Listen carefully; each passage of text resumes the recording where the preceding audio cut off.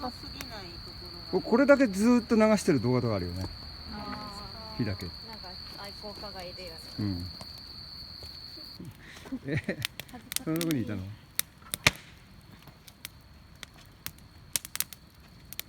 焚き火映像。最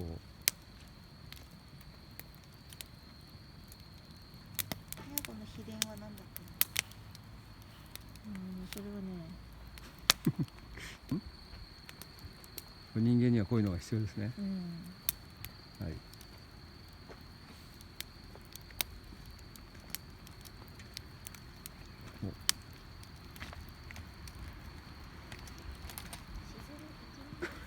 これなんかすごいいっぱいある。でもなんか燃やし尽くさないように。湿ってる方時々。あ、本当？うん。ここはなんかだってちょろちょろってついてればいいんだもん。そうそう。